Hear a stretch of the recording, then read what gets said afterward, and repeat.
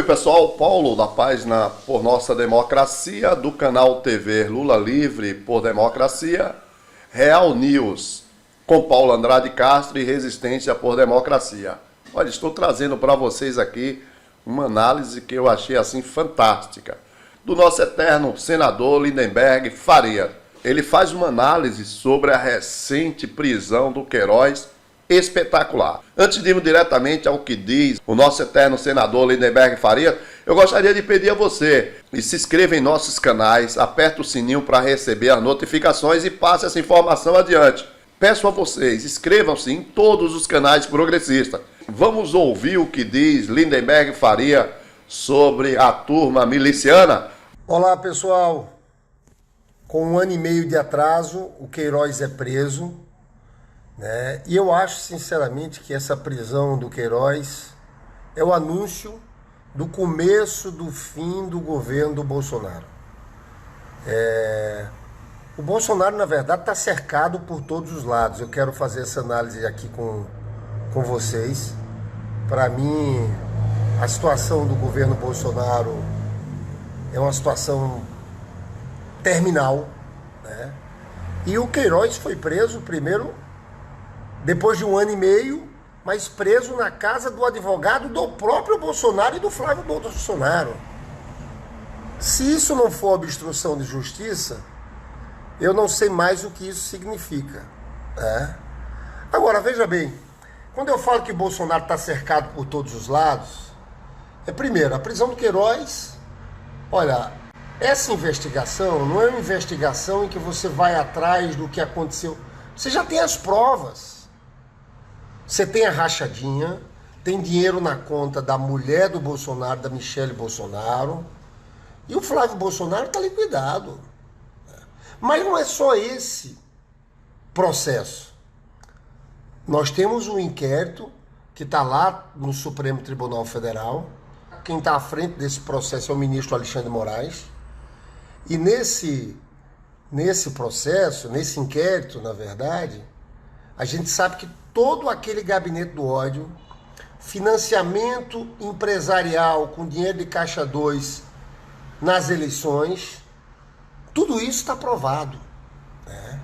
Ali houve o compartilhamento já daquelas informações para o processo do TSE, que pode caçar a chapa, Bolsonaro-Mourão. Então, na verdade, o Bolsonaro, para mim, eu estou fazendo essa avaliação aqui, porque eu acho, de fato, pessoal, que nós estamos tendo com essa prisão do Queiroz o começo do fim do governo Bolsonaro, né? Eu acho que o impacto disso na popularidade dele vai ser gigantesco, porque ele foi eleito com aquele discurso falso de combate à corrupção, né? E agora vai ser noticiado pela imprensa a prisão do Queiroz, os detalhes, o desvio de verbas do gabinete. Eu há muito tempo tenho repetido aqui que o que falta para o Bolsonaro cair num momento como esse é a aprovação dele de 30% cair para menos de 15%. Ele tem 30% que aprovam ele. Se cai para menos de 15%, acabou, né? Ele pode ser cassado pelo Congresso, pode ser cassado pela Justiça, pode ser cassado pelo TSE, pode ser cassado pelo Supremo Tribunal Federal. Agora, eu acho que o desgaste para ele, para o governo dele, é gigantesco, né? A prisão do Queiroz, volto a dizer a vocês, pessoal, não é uma investigação que vai começar. A investigação já começa com provas materiais, com provas contundentes do crime do Flávio Bolsonaro. Mas isso vai para o gabinete do Bolsonaro também, pai. A filha do Queiroz trabalhava no gabinete do pai. Era o mesmo esquema que existia ali, em todos os gabinetes dele, do Carluxo, do Eduardo Bolsonaro, do Flávio, do pai. Era o mesmo esquema patrimonialista. Eles roubavam daí, compravam patrimônios daí. Então eu acho que o Bolsonaro conseguiu um grau de isolamento muito grande e eu acho sinceramente que a partir de agora ele cai. A gente tem que continuar o nosso movimento. Eu acho que a gente tem que levantar muito a bandeira das eleições também, porque Mourão não é alternativa alguma. A gente sabe que Mourão é tão fascista quanto Bolsonaro. tem a mesma política neoliberal, defende as mesmas políticas neoliberais, Mas é um sujeito também muito perigoso, o Mourão. Eu não sei quem é que é mais fácil de dar um golpe, o Bolsonaro ou o Mourão. O Mourão como presidente da República, para transformar isso numa ditadura militar. Então eu acho que a gente tem que levantar bandeiras de cassação da chapa. Fora Bolsonaro, Mourão, novas eleições, tem uma PEC das eleições diretas. Agora, a minha avaliação é que a crise subiu um patamar e que Bolsonaro não acaba esse governo. Essa coisa do Queiroz eles conseguiram segurar por 1 ano e meio. Mas é gravíssima a situação porque você não precisa nem de investigação. Os fatos estão aí. Eu acho que hoje é um dia importante. A gente tem que ir para cima, usar as redes sociais o tempo inteiro, abrir a boca, gritar do jeito que eles gritam, bandidos, corruptos, ladrões. Gente, chega a me dar revolta ver que foi esse povo, era esse povo que atacava o PT, que dizia que o PT quebrou o Brasil, que encontrava gente no aeroporto com o dedo em cima. É esse povo, canalhas, bandidos, ladrões, essa turma que está governando o país, gente de quinta categoria. Olha um advogado desse, pessoal. Olha um advogado desse, o advogado do Flávio Bolsonaro, o advogado pessoal do Bolsonaro, era ele que estava cobertando, escondendo o Queiroz.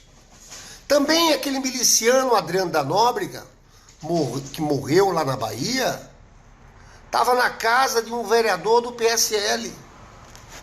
Isso é uma quadrilha. Isso é uma quadrilha, eles são uma quadrilha. É impressionante onde essa elite brasileira, porque sim, foi essa elite brasileira que apoiou o Bolsonaro. Eu me lembro dos editoriais do Estadão dizendo que tudo era a mesma coisa. Haddad, Bolsonaro. Quem conhece Haddad sabe do que eu estou falando. É um cara com...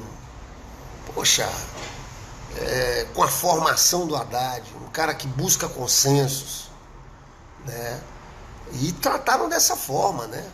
Pois bem, eu acho que a situação é muito grave porque agora há uma desmoralização política, desmoralização no campo moral, porque era isso que eles batiam. Bolsonaro se apresentou ao país como um cara que estava lutando contra a corrupção, só quem não conhecia ele que acreditava nessa história. Mas ele passou para o país essa ideia. Isso agora isso agora cai completamente, né?